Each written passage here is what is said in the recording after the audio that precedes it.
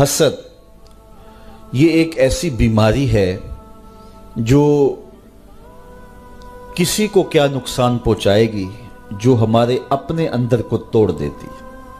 میرے حضور نے فرمایا حسد نیکیوں کو یوں کھا جاتا ہے جس طرح سوکھی لکڑیوں کو آگ کھا جاتی ہے۔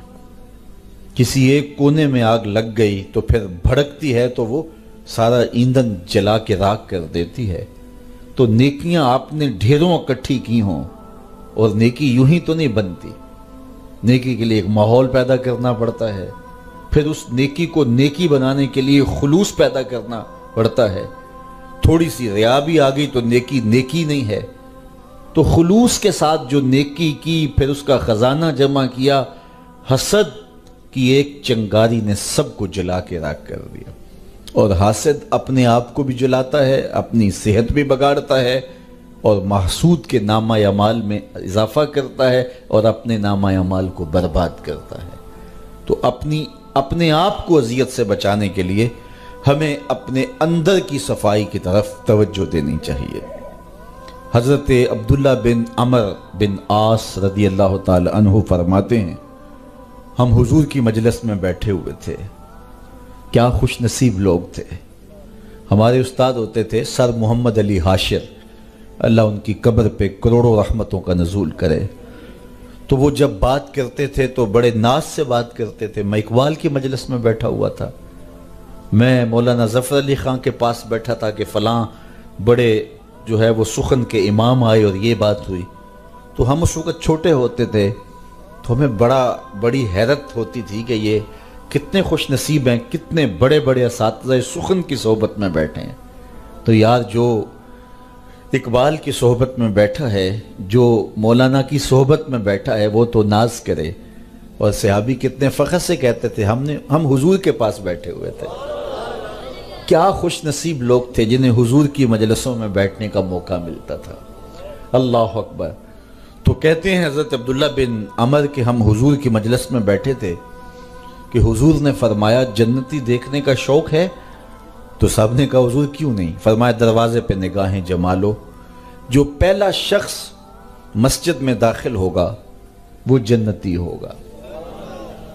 اب کہتے ہیں ہماری نظریں دروازے پہ لگ گئیں، انتظار تھا کہ کون خوش نصیب ہے کہ جو آئے اور حضور نے اس کے لیے بشارت دے دی ہے کہ وہ جنتی ہوگا۔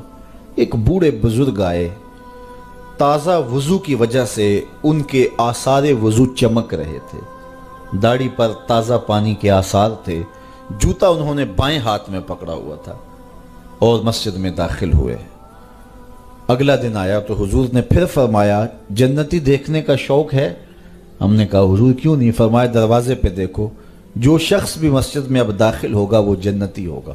ہم نے دیکھا تو وہی بزرگ تشریف لائے، تازہ وضو کے آثار چہرے پہ تھے، جوتا بائیں ہاتھ میں پکڑا تھا۔ تیسرے دن حضور نے پھر فرمایا جنتی دیکھنے کا شوق ہو تو دروازے پہ دیکھو، جو پہلا شخص اندر داخل ہوگا وہ جنتی ہوگا۔ کہتے ہیں جب نظریں دروازے پہ جمی تو وہی بزرگ نمودار ہوئے اور حالت بھی وہی تھی۔ کہتے ہیں کہ جب مجلس اختتام کو پہنچی، لوگ گھروں کو پلٹے تو میں اس بزرگ کے پیچھے چل پڑا۔ میں نے کہا کہ بابا جی میری والد گرامی سے کوئی شکر رنجی ہو گئی ہے تو میں کچھ دن تمہارے ساتھ گزارنا چاہتا ہوں، تو کیا مجھے آپ اپنے ہاں رکنے کی اجازت دیں گے؟ انہوں نے کہا آ جاؤ کوئی بات نہیں۔ وہ مجھے اپنے گھر لے گئے۔ کہتے ہیں میری لالچ یہ تھی کہ میں دیکھوں کہ یہ عمل کون سے کرتے ہیں، کہ رسول کریم نے فرمایا جنتی دیکھنا ہے تو دروازے پہ دیکھو۔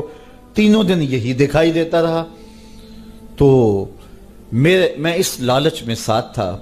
خیر رات پڑی تو انہوں نے مجھے بستر لگا دیا اور ساتھ ہی چارپائی پہ خود بھی لیٹ گئے، لیکن میں طاق میں تھا کہ میں دیکھوں کہ رات کو یہ عبادات کس کس قسم کی کرتے ہیں۔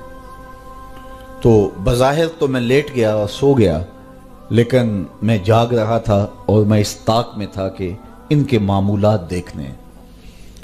ساری رات گزر گئی، وہ سوئے رہے۔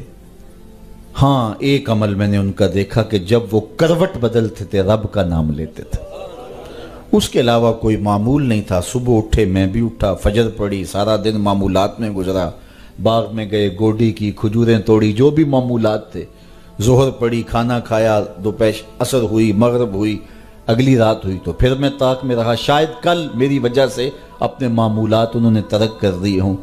تو جو عادی ہو تو ایک رات تو اوکھا سوکھا ترک کر لیتا ہے، تو اگلی رات اس کو پھر مشکل ہو جاتی ہے، تو آج تو اپنے معمولات پہ آ جائیں گے۔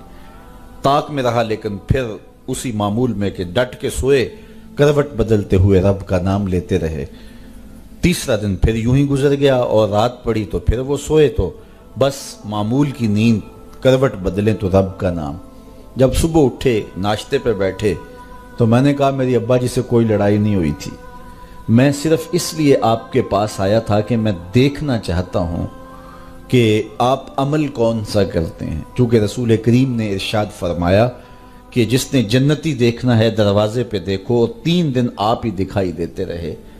تو میں یہ دیکھنا چاہتا تھا کہ آپ کے معمولات کیا ہیں، لیکن شاید آپ نے میری وجہ سے اپنے معمولات ترک کیے رکھے۔ تو وہ بزرگ فرمانے لگے، نہیں اے عبداللہ، میرے وہی معمولات ہیں جو تم نے دیکھے، تمہاری وجہ سے میں کوئی معمول ترک نہیں کیا، یہی میرا معمول زندگی ہے۔ لیکن تم بھی جستجو میں آئے ہو، شوق میں آئے ہو، میں تمہیں بتا دوں کہ میرے پاس عمل کون سا ہے جو تم دیکھنے آئے تھے۔ تو کہا وہ عمل وہ ہے جو تم دیکھ نہیں سکے، لیکن میں تمہیں خود بتا دیتا ہوں، اور وہ یہ ہے کہ اے عبداللہ بن عمر، یہ جو میرے سینے میں دل رکھا ہے نا، اس میں کسی مومن کا بغض نہیں ہے، اس میں کسی مومن کا بغض نہیں، یہ صاف ہے، یہ شفاف ہے۔ تو جب یہ دل پاک ہوگا، دل ستھرا ہوگا، پھر جنت کی راہیں ملیں گے۔ ہم نے اپنے دل میں کیا کیا رکھا ہوا ہے، اس کا بغض، اس کی دشمنی، اس سے بیر، یہ آگے چلا گیا، ہم پیچھے رہ گئے، اس کو یہ منصب مل گیا، میں کہاں کھڑا ہوں، یہ ہم اکٹھے چلے تھے، یہ بہت آگے نکل گیا، رشتہ دار کی ٹینشن، ہمسایوں کا مسئلہ، شریکوں کے معاملے، کیا کیا معاملے اس چھوٹے سے دل میں رکھے ہوئے۔ ہم نے اس دل کو نفرتوں سے بھر دیا، اس کو پیار سے بھرنا تھا۔ کس کو پتھر مارے ناصر کون پرایا ہے، دل کے شیش محل میں ایک ایک چہرہ اپنا لگتا ہے۔ وہ کسی نے کہا تھا کہ پتہ نہیں لوگ نفرتوں کے لیے وقت کہاں سے لے آتے ہیں، ہمارے پاس تو محبتوں کے لیے وقت نہیں ہے۔ تو اس دل کو تو محبتوں سے بھرنا تھا، اس دل کو تو شفاف رکھنا تھا، اس دل کو تو مزکا و مشفع رکھنا تھا، لیکن اس دل کو ہم نے نفرتوں سے بھر لیا اور خود تنگ ہو گئے۔ ہماری اپنی زندگی اذیتوں میں مبتلا ہے، تکلیفوں میں مبتلا ہے، ہم لوگوں کے لیے زحمت بنے ہوئے ہیں، جبکہ ہمارا وجود اللہ کی مخلوق کے لیے رحمت